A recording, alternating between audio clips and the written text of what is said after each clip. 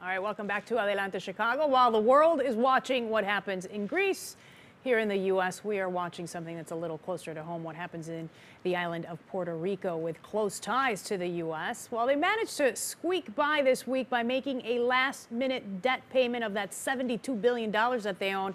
But their trouble is not over yet. Joining us to explain is Charlie Serrano with ASG, Strategic Forecasting and Public Affairs. Welcome. Nice to have you. Thank you for having me, Lourdes. All right, so you heard me say $72 billion debt. Yes. And you got to think when you owe this much money, it's been a long time coming, a long time in the making. Yes, it has been, and that is 3, maybe 4 times as much as the whole of the Puerto Rico budget a year. So this has been decades of accumulation of loans by banks, by financial institutions, bonding companies that have said, hey, we think you're creditworthy and we think you can pay. But Puerto Rico has a couple of unique situations that we cannot ignore. And those being what? Those are that Puerto Rico cannot declare bankruptcy. And that is a situation that has been addressed various times by various governors. But they can choose not to pay their debt. Yeah, they could choose to not pay their debt, and then they'll initiate a court procedure, which will be held in Puerto Rican courts in Puerto Rico. And these courts would be talking about whether or not if they give some of the assets of Puerto Rico. And when you talk about assets, let me stop you right there. You're talking about things like their utility companies, which Puerto Rico owns? Yeah, their utility companies, water, transportation. At one time, Puerto Rico owned many of the naval, communications, transportation, logistics companies. Puerto Rico has a lot of assets. Its GDP for being such a small country is larger than the Cuban and many other countries, island nations in the Caribbean. It is a major place. But we also have a problem that we never replaced Puerto Rico 936 law, which was a law that permitted American companies to go do business in Cuba and have 10 to 15 to 20 years tax-free businesses. We eliminated that and never replaced it with anything, and then made the assumption that something would come up and then we would be able to resolve these problems. This is a 35, 40-year kind of extension of $72 billion that, my God, Greece has what, $3, $4, $5 billion maybe that they owe. This is a $72 billion debt. They can't go bankruptcy. Somebody now is coming to claim. All right, so we've highlighted all the problems, but the real problem becomes how do you keep the engine moving and the island working, right? You're saying you can't pay this debt. So what do you do if you can't pay the debt? Yes. Puerto Rico has a tremendous amount of assets in human capital.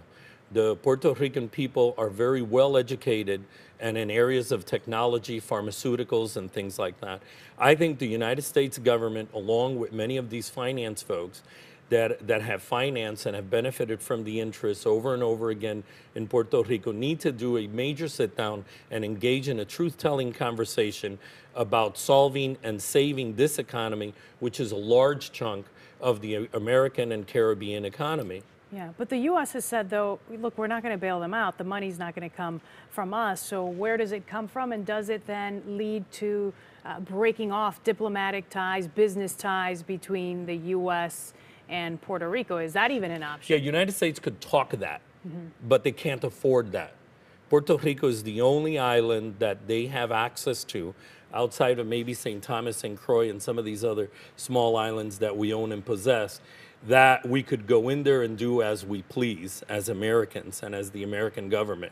It has the second largest educational system, which is in disaster, which our educational Department of Education has not made the appropriate decisions to go ahead and take over and save. We have permitted so many things to happen in Puerto Rico, and now it would be totally irrational to anyone that has any knowledge and awareness of Puerto Rico to say, hey, we're not engaged in that.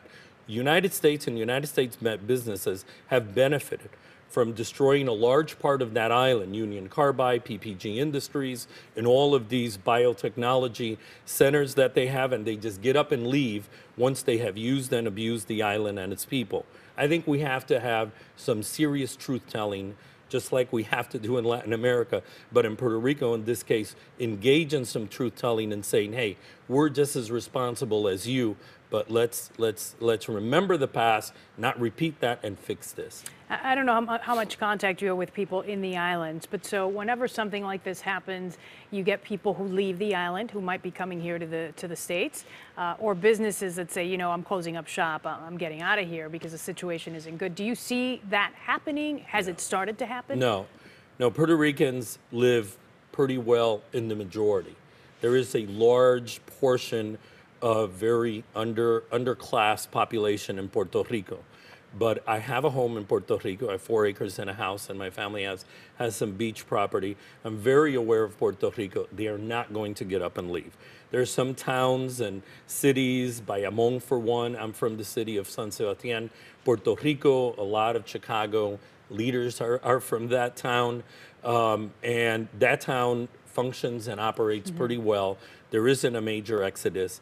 A lot of the people that have been leaving Puerto Rico in the last 15, 20 years are more of the professionals that they get jobs in Atlanta, Texas. You know, you have almost 1 million people in Orlando that are Kissimmee is full of Puerto Ricans. So no, I don't find that to be happening like in Greece, that there is that. Puerto Rico is not a small economy. For its size, it's a huge economy. Right. And it isn't beneficial for United States to drop that. I think it's more of a threat, fix this, and then, you know, but we're going to have to do the sit down. Sort of an ultimatum. Yeah, it's an ultimatum, but it's serious because, Lourdes, we have permitted a lot of things to happen in Puerto Rico. Let's not ignore Puerto Rico has a very serious problem with corruption in their politics. Every single governor, education director has been arrested, is in jail. It sounds like in other states we know, you know.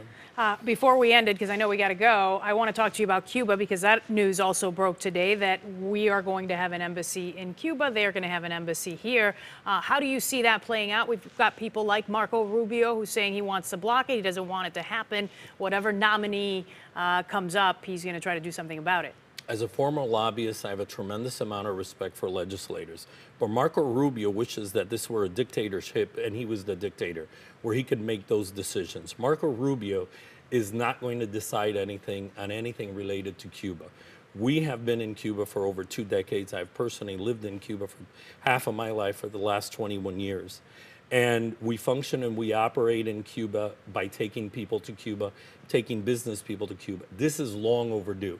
This is another situation where we need to engage in some truth-telling of how did we take 54 years to open up relations with the largest island nation in our hemisphere with 11.5 million people, highly educated, biotechnology that is second to none in the planet, and with infant mortality rates better than United States life expectancies.